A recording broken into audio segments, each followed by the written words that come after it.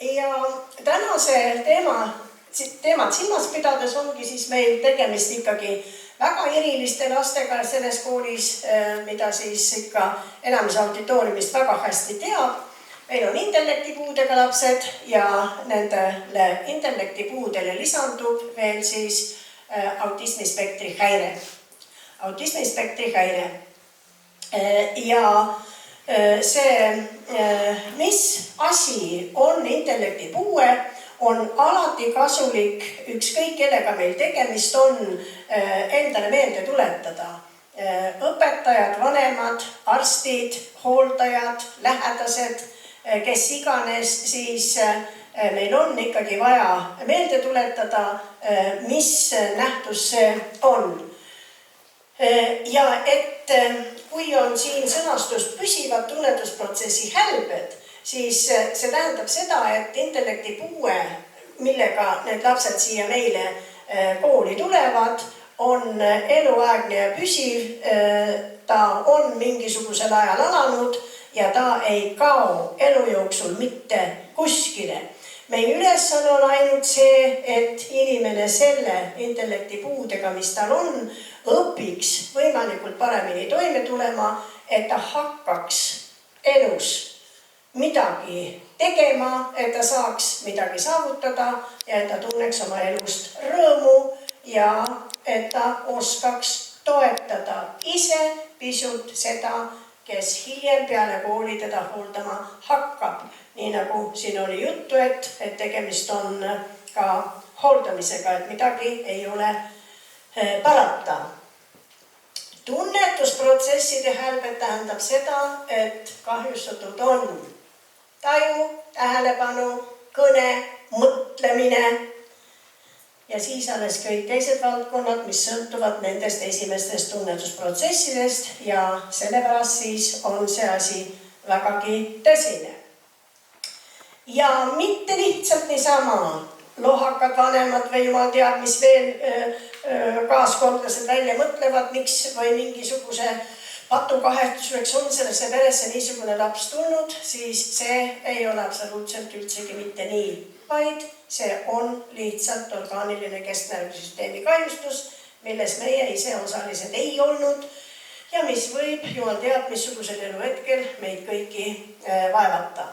Aga intellektipuue on tavaliselt ja nii sügav nagu toimetulekukooli jaoks või siis hoolduskooli jaoks, siis see siin on põhjus olnud kindlasti kas siis sünnieelne, sünniaegne või sünnijärgne. Nii et selles mõttes ei ole ka meie kõrvalised saanud siin midagi suurt head ära teha, et ei tuleks niisugust probleemi. Intellektipuue on siis see, mis tegelikult annab meile teatud kõrvalekalded arengus igas arenguvaldkonnas ja selle tõttu siis ennem olid väga ilusad ja head pildid, mida me saime kaua jälgida alguse oodates ja tänan selle eest korraldajad, sellepärast et mida rohkem me niisuguseid pilte näeme, seda selgema kujutluse me saame, et need lapsed, kes õpivad niisuguses koolis nagu Türi toimetulekukool, siis nad on täiesti inimesed, aga väga erilised ja teistsugused, nii väliselt näha kui ka oma intellektuaalselt ja füüsiliselt toimetulekult ja väga head pildid olid, nii et selles mõttes oli see hästi hea sissejuhatus. Tumedaks on tehtud ja inetusti kõlab muidugi mahajäämus. Jäämus võib meil kõigil alati olla, nii et sinna pole midagi parata. Nüüd on mul see küsimus, et teil ei ole kuskil kella, jah? Okay. Ja siis kerge mahajäämusega intellektuaalses arengus Türi toimetulekukooli laste puhul on väga vähe tegemist. See võib ilmsiks tulla alles hiljem, et kõikide muude sotsiaalsete, füüsiliste, siis mingite veel muude hädade kõrval võib lõppkokkuvõttes ikkagi ilmneda, et see intellektuaalne mahajäämus ei ole nii tugev ja laps on ainult kerge intellektipuudega, kui ta siia Türi kooli satub, aga tegemist on üldreeglina ikkagi raskema astmega ja kuna vaimupuue esineb 4. raskusastmes, siis kerget me kohtame siin väga vähe. Kerge jäetakse tänapäeval kõik tavakooli ja neil on seal tegelikult väga halb ja väga raske olla, aga riik arvab, et aitab neile sellest küll. Ja küll on hea ja kiiduväärne, et kohalikud omavalitsused juba ammu hakkasid ikkagi tegelema sellega, et on vaja eraldi kooli, mõõdukastme, rääkimata siis raske ja sügavastme intellektipuudega lastele. Nii et selles mõttes on see antud kooli laste jaotamine intellektipuude raskusastme järgi või siis raskuste esinemise järgi ääretult õige.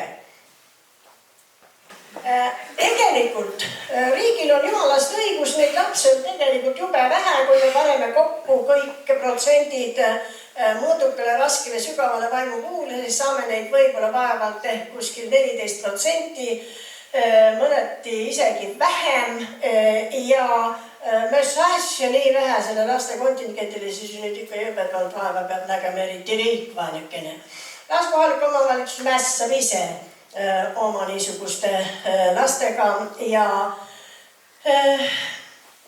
tavakooli tingimustes ei ole neid lapsi võimalik õpetada, mitte sellepärast, et me siin arvame ja oleme halvad ja vastikud ja kiuslikud, et las nad ikka olla seal, kus nende koht on, vaid seda lihtsalt ei ole võimalik saavutada mingisugust edu ja need kohalikud omavalitsused, kes hakkasid ise muret tundma sellepärast, et kuhu ja kuidas ikkagi õpetada just nimelt seda kõige nõrgemat kontingenti, siis see on väga tänuväärne ettevõtmine ja väga head traditsioonid Eestis on meil.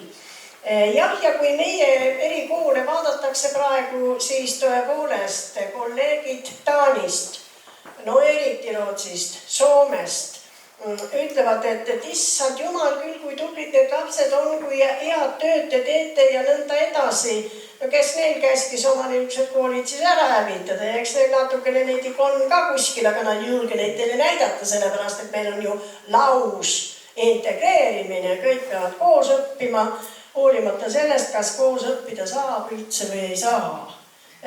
Ja mida väiksem kooslus ja minul siin täna siis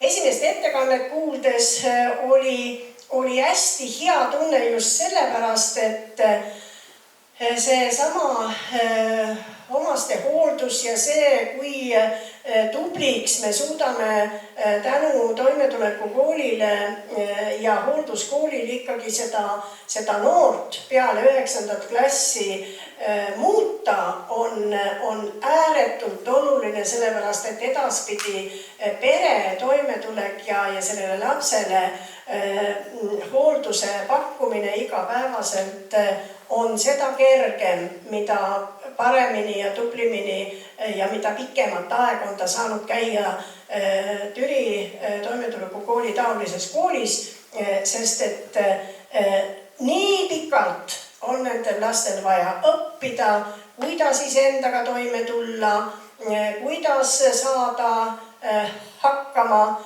ka nende väheste asjade õppimisega, mida igapäevases elus vaja on, et sellel toetajal ja hooldajal oleks võimalikult vähem vaeva ja tegemist.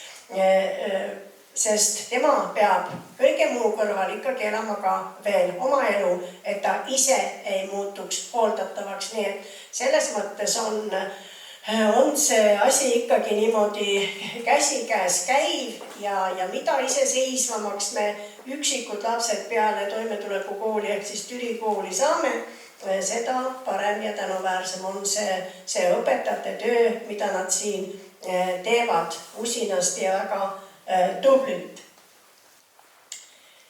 Nii, intellektipuue oli siis tegelikult ikkagi vaimse arengu väga madal tase, ehk siis me võime ka öelda intellektuaalne küündimatus. Seega niisuguseid traditsioonilisi õppeaineid nagu keel ja matemaatika ja kirjandus ja loodusõpetus me eriti nendele lastele õpetada ei saa. Antakse neile seda, mida nad suudavad. Vastavad õppekavad Eestimaal on olemas, koolid neid ilusasti järgivad ja õpivad õpetajad on väga usinad, uudishimulikud õpivad juurde ja see, mida üks toimetuleku või hoolduskooli laps intellektuaalses plaanis õppekava järgi peaks omandama, on tegelikult Eestis täiesti hästi paigas. Ma olen ise kunagi töötanud selle koha peal, et ma olen pidanud teid käima ka kontrollimas, et kuda te selle värgiga toime tulete ja sellega tullakse väga kenasti toime. Aga võib-olla, et just nimelt see lapse sotsiaalne pool, iseendaga toimetulek, ei saa kuidagimoodi jääda tahaplaanile. Meil ei ole mitte mingisugust häda, et need lapsed õpiksid endale 5 või 5+ mingisugust ainet, matemaatikat või lugemist. Olulisem on see, et nad saaksid elust aru, et nad saaksid hakkama iseendaga ja siis oma lähimas ümbruses. Et selles mõttes ei ole nagu õpetajatel ka hirmsasti vaja pead murda ja kurvastada ja vaeva näha, kui lapsel ei jää mõni salm pähe või kui ta ütleb küll teile, et 1000 + miljon. Ja kui te küsite, kui palju see on, siis ta ütleb 2. See on suurepärane. Ta võib tahta suuri ja ilusaid arve ütelda, sellepärast, et see sõna, mis kõlab sõnana miljon, on jube ilus sõna ja see on tore, et ta saab selle välja hääldatud, aga seda, et ta teab, mis asi ja mitme nulliga, siis see 1 miljoni puhul on, ei ole üldse seda väärt, et sellepärast kurvastada, et ta tegelikult ei tea seda, mis asi miljon on, vaid tema kõnearengu seisukohalt ja välja hääldamise seisukohalt on see väga hea harjutus, kui ta harjutab sõna miljon ütlemist ja seda juba kasutab, aga see sisu sinna taha on väga hea, kui sinna tuleb 2 taha, sellepärast et tema ja tema sõber on täitsa selgesti 2 tükki. Nii et midagi ei ole siin vaja kurvastada ja sellepärast siis ei ole nii õudselt oluline mitte see õppekavade hariduslik tase või siis tunnetuslik tase, vaid ikka see, et laps tõepoolest tuleks iseendaga toime, et ta tuleks selles väikeses koosluses eluga toime ja et ta hakkaks sellest, millega ta toime tuleb, võimalikult paremini aru saama. Ja eriti keskkond, et ta suudaks ennast keskkonnas ikkagi kuidagi moodi maksma panna ja toime tulla, see on see kõige parem asi. Selles mõttes sõna toimetuleku kool oli meil ikkagi väga hea väljamõeldis. See ütleb selgesti, mida me nendele lastele õpetame. Kui te nüüd olete siin mingisugune peenne nimega kool, siis väga paljud ei saa aru ja võib-olla esitavad teile väga suuri ootusi ja lootusi, et mida te nüüd nende lastega teete, te teete nad puhta targaks, aga meil on neid vaja teha ainult võimalikult paremini iseseisvalt toime tulevateks, et pärast seesama hooldus, kuhu nad paratamatult lähevad, meie riik ei ole paremaks valmis, ka toimetuleku lõpetajate puhul ja hoolduskooli lõpetajate puhul eriti, et nad selles keskkonnas, kuhu nad pärast kooli lähevad, ikkagi võimalikult paremini toime tuleksid ja tõesti nende hooldajate, kes neid hooldama hakkavad, nende elu, olgu need siis lähedased või kuskil mujal, nende elu võimalikult ikkagi elamisväärne oleks. Ja seejärel on siis ikkagi see intellektipuue väga tugevasti seotud autismiga. See on ajamärk ja niisugune märk sellest, et meil ikkagi liiguvad oma moevoolud, ka psühhiaatrilises diagnostikas jõle moodne on, kui me saaksime ikka kellegi nõnda ütelda autismispektri häirega inimeseks teha. See on jube tähtis värk. Ja kahjuks ongi siis lugu selline, et üks osa autismispektri häirega inimestest, lastest tegelikult, sest et meil on tegemist lapse autismiga, üks osa lapse autismiga lastest ja seda on kahjuks umbes 85% on siis need lapsed just nimelt, kellel on autismispektri häirele lisaks intellektipuue. See intellektipuue, mis autismispektri häirega liitub, on kahjuks küllaltki tõsises astmes. Nende hulgas on suht vähe mõõduka vaimupuudega lapsi, enamasti on nad siis raske ja sügava intellektipuudega lapsed ja seejärel autism. Ja diagnoosijad on targad psühhiaatrid, ma ei ütle nende kohta mitte ühtegi rasket sõna, aga mõnikord ma paratamatult küsin, et kust nad teavad seda. Kumb siin on primaarne, kas autismispektri häire või intellektipuue, sellepärast, et see inimene ju ei räägi mitte midagi. Kus nad aru saavad? Ja oskavad siis nüüd määratleda, et see on kindlasti nüüd autismispektri häire ja see on kindlasti lihtsalt intellektipuue ehk siis kesknärvisüsteemi orgaaniline kahjustus ja sellest tekkinud jäägnähud intellektuaalse küündimatuse näol. Raske ja sügava vaimupuudega lapsed meile väga vähe ise midagi räägivad. No sügava omad üldse midagi ei räägi. Ja vaevaliselt liiguvad. Seega on ikka tegelikult väga raske otsustada, kas tal on seal autismispektri häire või ei. Nii ehk nii ta tahab üksipäini istuda ja kaagutada. Ja autismispektri häirel, kui tal ei ole intellektipuuet, nende hulgas võib ka niisuguseid lapsi olla, kes kogu aeg teisi kisuvad, kätega kalla kogu aeg. Kumb see siis nüüd on? Ja üleüldse, kui neil on seda nii hirmus kindlasti tarvis eristada, sellepärast, et selge on see, et autismispektri häirega last õpetada on veel raskem kui ainult ja lihtsalt intellektipuudega lapse õpetamine. Ja just eriti selles mõttes, et see sotsialiseerumine ehk siis see koos tegemine on autismispektri puhul oluliselt raskem kui ilma selleta. Aga kui me nii kangesti oleme tahtnud nüüd eristada, et nendel lastel on peale intellektipuude kindlasti ka veel autismispektri häire, siis kumb on esmane ja kumb on teisane, siiski tegelikult ei ole võimalik määratleda, sellepärast, et laps ei suhtle praktiliselt juba sellepärast, et ta on vaimupuudega, ta ei suuda suhelda intellektipuude tõttu. Ja teiseks siis see, et autismispektri häire, mis ei lase tal suhelda või siis ta kuuleb ümbritsevast keskkonnast hoopis teisi helisid, ta ei kuule üldse neid helisid, mida me nimetame kõnehelideks ja kõne. Ja seetõttu ta ei erista kõnet ja ta ei reageeri meie kõnele. Ja mul on teda väga raske ka õpetada, kuna ta ikkagi sellest kõnest, millega ma teda üritan õpetada, lihtsalt üldse aru ei saa, sest ei ole temal üldse primaarne. Temal on hoopis teised signaalid ümbritsevast keskkonnast olulised.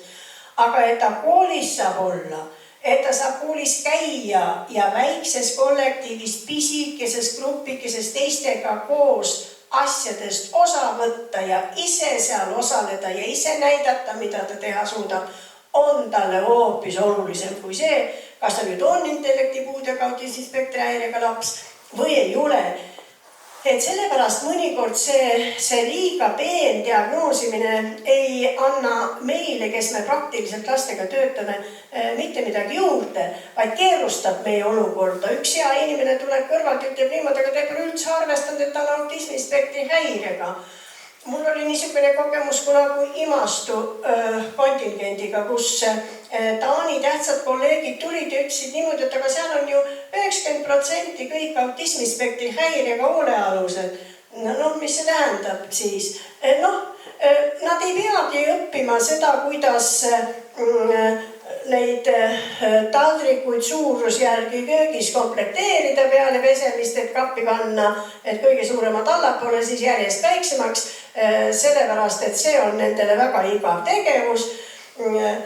Nad tahavad hoopiski parema meelega neid taldrikuid puruks peksta ja siis, et nad neid puruks ei peksaks, siis meie Taanis eemaldame nad sellest tegevusest ja anname neile puhkust, nõnda ütelda vaimselt eesmärke omavast praktilisest tegevusest. See tähendab, et nad vaatavad lihtsalt pealt, kui hooldaja siis nõusid kokku paneb ja pärast kappi ära paneb.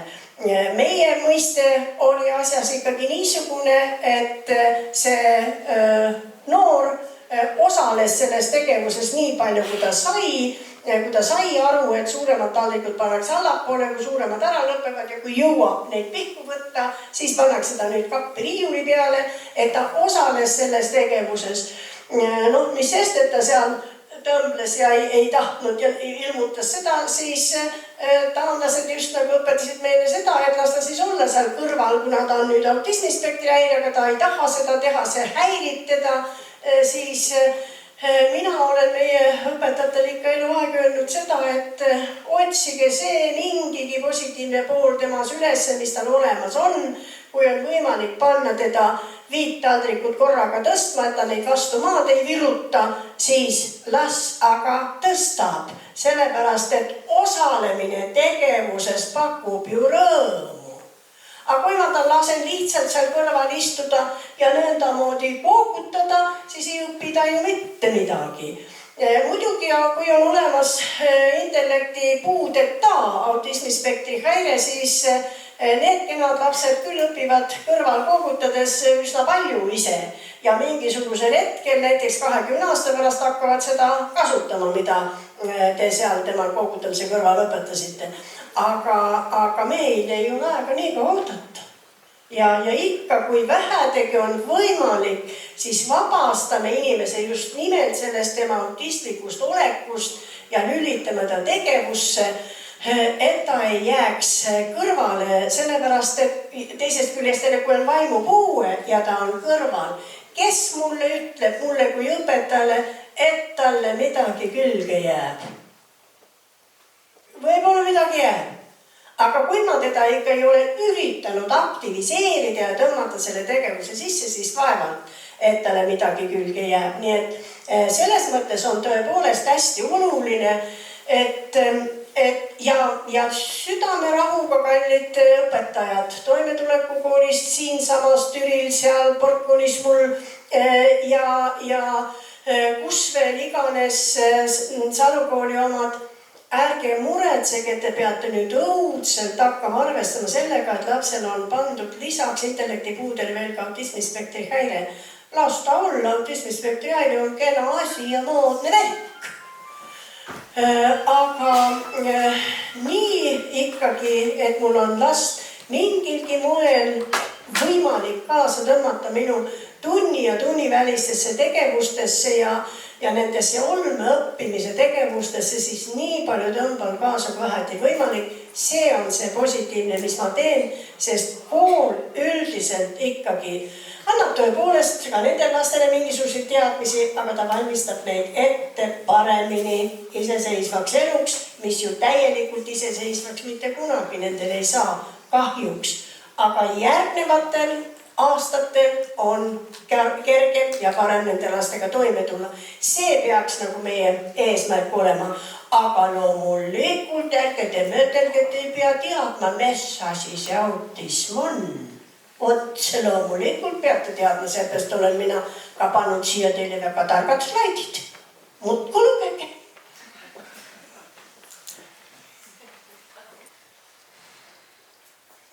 Võimalikult vara tulevad kõik need probleemid, mis meie lastel on, avastada. Intellektipuue mõõdukas, raskes, sügavas astmes, sealhulgas siis kaasupautism või kaasautism on võimalik väga vara välja selgitada. Targad inimesed ütlesid seal eelmise slaidi peale, et 1,5-aastaselt vähemalt on juba võimalik aru saada, kas laps on intellektipuudega või ei ole. Tegelikult muidugi sügavas ja raskes intellektipuue tuleb välja juba sünnihetkest peale, esimese eluaasta jooksul ja nii edasi.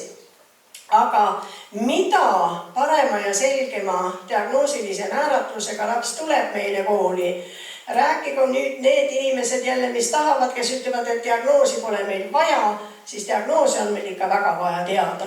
Ja väga oluline on teada, et ta on intellektipuue, kas nüüd tingimata kaasneb autismispektri häire, kas tingimata kaasneb tserebraalparalüüs, kas tingimata kaasnevad veel mingisugused hädad.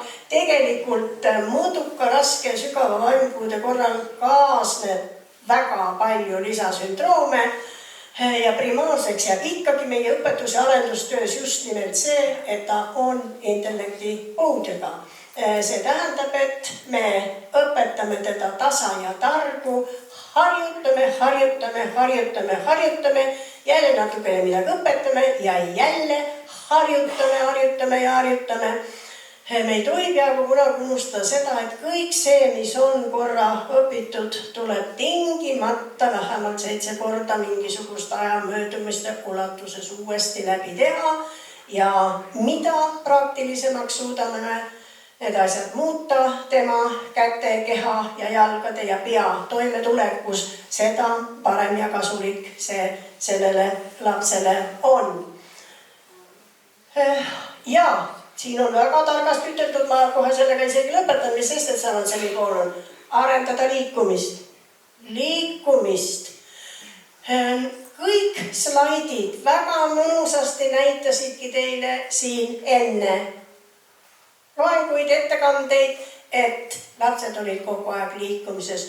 Tublid Türi toimetulekukooli õpetajad, tublid inimesed, sellepärast, et liikumine on esimene oskus, mis annab inimese tunde, sest et laps peab tõusma istuma, laps peab tõusma käima, enne seda ta veel roomab ja see annab talle maailmas edasimineku võimaluse. Liikumise kaudu õppimine, liikumise kaudu kõigid asjade tegemine on tegelikult A ja O. Ükski laps ei tohi jääda, ükski inimene, vaadake teid hulgas on ka peaaegu niisama eakaid kui mina juba, ei tohi jääda pikali maha lamama, vaid teda tuleb siis tõsta istuma, teda tuleb ise liigutada istumas ja püstises asendis, aga horisontaalne asend inimese kehas on see, mis viib edasi. Ja kui jäädakse lamamas asemesse, siis hakkab toimuma taandareng. Nii et selles mõttes see liikumine on väga oluline.